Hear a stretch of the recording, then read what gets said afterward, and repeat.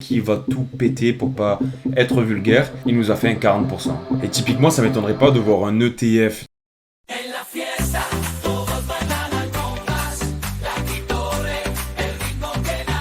Et salut à toi, on se retrouve pour un Crypto Daily. Dans ce Crypto Daily, comme tous les jours, on va aller voir les news autour de la crypto-monnaie. Et ensuite, on ira voir du côté de Chainlink qu'est-ce qui se passe. On fera une petite description de ce projet crypto-là. Et j'essaierai de te vulgariser au maximum l'utilité et l'application de Chainlink. On commence tout de suite avec les annonces économiques. On a eu la décision de la Fed sur les taux d'intérêt. Suite à leur annonce sur les taux d'intérêt qui étaient en baisse, on attendait un 3,4%. On a eu 3,3%, donc ça a été super bon pour le marché. Donc le prix à la consommation a baissé. Donc ça veut dire que l'inflation recule un tout petit peu.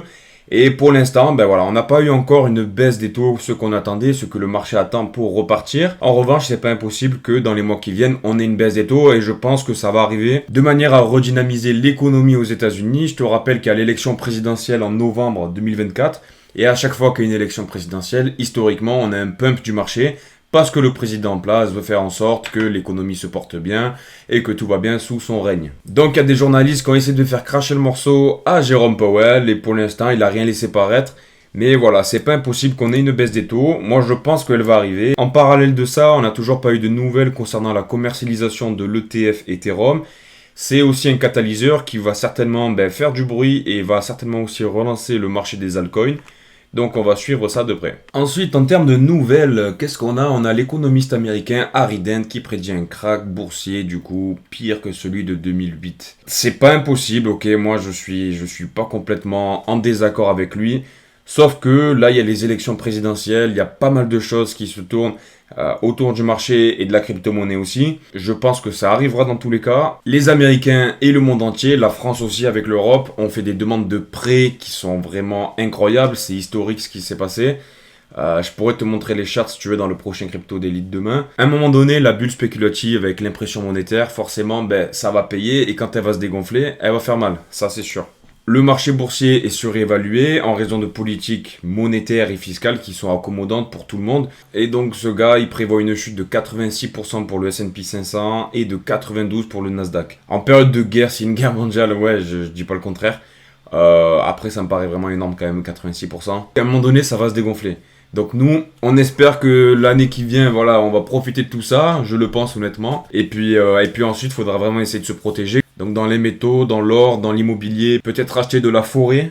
Parce que tu sais que ça c'est un truc qui reste dans le temps et on peut pas faire de l'impression de forêt, tu vois, genre... Seguimos con el loco Trump, qui, je te rappelle, est candidat à l'élection américaine de 2024, qui est pro-crypto maintenant, qui a retourné sa veste. Eh bien, Perruqueman souhaite que tous les bitcoins restants soient minés aux États-Unis. Et son idée, du coup, ça serait de renforcer l'indépendance énergétique et contrer les monnaies numériques des banques centrales avec le Bitcoin. C'est plutôt marrant parce que Trump a rencontré des mineurs de Bitcoin et il a souligné les avantages économiques de cette industrie, du coup. Et ça contraste bien, en tout cas, la politique de Joe Biden qui est anti-crypto-monnaie et anti-Bitcoin. Ensuite, on a une nouvelle autour de MetaMask, le plus gros portefeuille Web3 qui lance une solution de stacking d'Ether pour les portefeuilles. Il était temps qu'ils innovent MetaMask parce qu'ils se reposaient quand même pas mal sur leur laurier. Il y a plusieurs portefeuilles, notamment avec le Account Abstraction de Coinbase Wallet. Il y a pas mal de choses qui sont nouvelles et qui se développent autour des wallets crypto. Donc ils vont lancer MetaMask Pool Stacking. Et ça permettra aux utilisateurs de stacker de l'Ether, qui est le jeton natif d'Ethereum. Il n'y aura pas de minimum requis, donc tu pourras même stacker 20$ si tu le souhaites. Et ce service utilisera la blockchain Stakewise. Actuellement, les Américains et les Britanniques n'y ont pas accès, mais ça devra arriver prochainement. Attention, la dynamique d'Ethereum déçoit.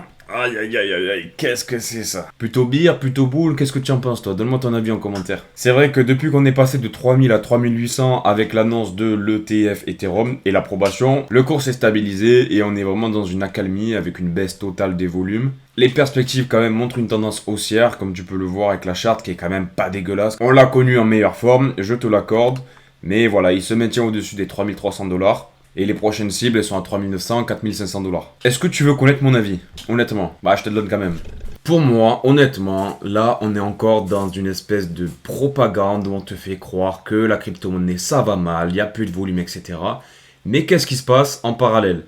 En parallèle, les plus grands pays du monde, les banques centrales, les plus grands fonds d'investissement achètent de la crypto-monnaie.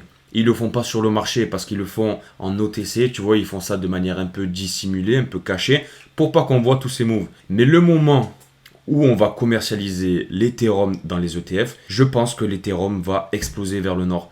Et en fait, quand ça va arriver ça, mais tu auras beau voir tous tes chats, tous tes youtubeurs, tous tes influenceurs, personne va le voir. Quand ça va péter, mec, ça va péter fort. On se prend des grosses fessées sur les fesses, t'as des marques rouges comme ça. Mais cette volatilité qui vers le sud, dis-toi bien qu'à un moment donné, elle sera dans ton sens, elle ira dans le nord.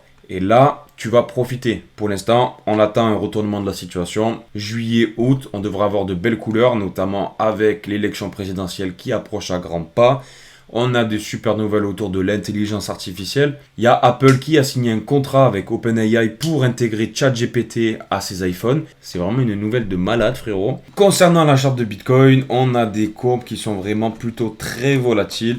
On a commencé la journée française du coup à 67 000. On est monté à 70 000 quasiment. Donc ça c'est suite à l'annonce économique que je t'ai dit tout à l'heure. Sur l'Ethereum, c'est un peu pareil. On avait bien baissé. On est descendu à 3400. Et puis là, voilà, on est remonté à 3006. On a TAO qui est descendu au 300 et qui est remonté à 360. Il a 350. Je pense qu'on est dans des zones qui sont très intéressantes. Personnellement, j'ai fait mon bac de Bit and Source. Ça y est, j'ai ce qu'il me faut. J'ai tout mis en stacking et puis j'attends maintenant et on verra bien. On a Injective qui a fait de belles performances aussi. On a Injective qui dans la journée nous a fait un 29%. Et là il est un petit peu corrigé mais c'est plutôt fou quand même sachant que c'est une crypto qui est bien capitalisée. On a Render qui nous fait un plus 11%. Render nous a habitués à mieux comme tu le sais. On a le token ASI du coup qui est réuni AGX, Ocean Protocol et Fetch.ai qui sera mis dans un mois. Selon eux, le marché n'est pas conforme, du coup, il n'est pas vraiment au top pour lancer le token. Donc, ils ont préféré un petit peu reporter la sortie de ce token. Ensuite, on a une super pépite de ces grands morts, LivePeer avec le token LPT que je t'avais mis dans mon top 5 des meilleurs cryptos liés à l'intelligence artificielle. Je t'en ai même parlé dans des crypto daily. Pour moi, c'est un dossier qui va bien performer, qui va tout péter pour pas être vulgaire. Il nous a fait un 40%. On a RSR aussi qui nous a fait une belle percée vers le haut. On a fait un plus 18%. Ensuite, on va parler de Chainlink. Et oui, Khalil, ça y est, on arrive à ce que tu attendais. Donc Chainlink, du coup, avec son token Link, on a un market cap de 9 milliards,3 et une FDV de 15 milliards 9. Et grosso modo, je vais essayer de te présenter Chainlink de la manière la plus simple que je puisse faire. Tout d'abord, c'est un réseau d'oracle mondial qui est décentralisé sur d'innombrables ordinateurs dans le but de fournir de la data fiable et sécurisée à des contrats intelligents, des smart contracts, à de multiples blockchains. Il va aller chercher des informations du monde réel pour se connecter aux smart contracts des blockchains et faire la passerelle entre les deux. Et ce que je viens de te dire, cette petite passerelle, en fait, ça s'appelle un oracle. Donc tu vois, il y a plein d'applications, il y a la tokenisation, les services financiers, la DeFi, le gaming, les NFT, les climats, market, les entreprises, les assurances. Parce que dis-toi bien qu'un smart contract sur une blockchain, en fait, c'est du code qui tourne quelque part, un peu comme une mobilette, si tu veux. Les datas, les données, les informations peuvent être représentées, si tu veux, avec une petite métaphore comme de l'essence. Et les oracles qui font le lien et qui vont apporter l'essence dans la mobilette peuvent être représentés comme la pompe à essence. Tu vois le pistolet de la pompe à essence? Eh ben c'est les oracles de Chainlink qui vont apporter de la data dans ta mobilette. Et si tu veux que ta mobilette, ton tracteur, ta tronçonneuse ou que sais-je qui marche à l'essence fonctionne, eh ben tu auras besoin d'avoir de la data. Tu es d'accord avec moi? La data ou l'essence, tu vas pas aller la chercher avec une pipette ou avec un arrosoir. Non, c'est pas efficient, ça marche pas, tu vas t'en mettre de partout, tu vas tout gaspiller, ça va pas le faire. Ce que tu vas faire, tu vas utiliser un truc qui va être adapté à ton réservoir et qui va apporter l'essence directement. Donc un pistolet, un oracle. Je vais te donner un exemple tout con.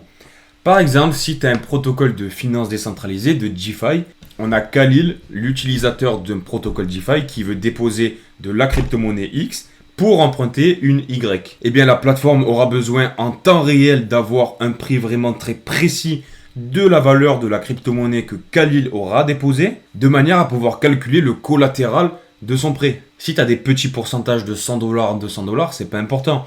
Mais il y a des mecs qui font des prêts de dizaines de milliers d'euros, de centaines de millions, tu vois. Donc des petits pourcentages, ça peut faire des pertes énormes. Et une mauvaise actualisation du prix, ça pourrait désavantager certains utilisateurs au bénéfice d'autres.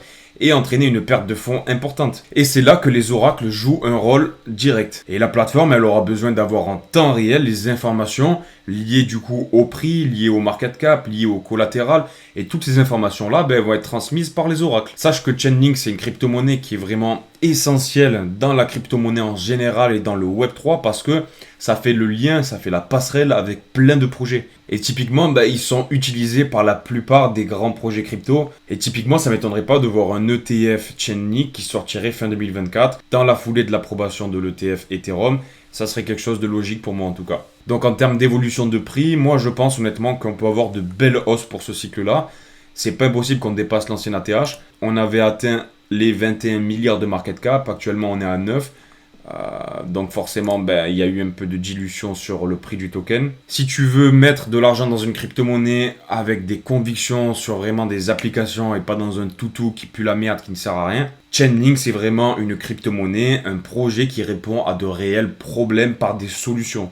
Et la plupart des institutions l'ont bien compris. Donc il y a un gros potentiel. C'est tout pour aujourd'hui. J'espère que cette vidéo t'a plu. Si elle t'a plu, tu peux laisser un like, laisser un commentaire, ça me fera plaisir. Et demain, je te ferai une présentation d'un dossier qui a un fort potentiel selon moi. Et je te dis du coup à demain pour un nouveau Crypto Daily. Ciao!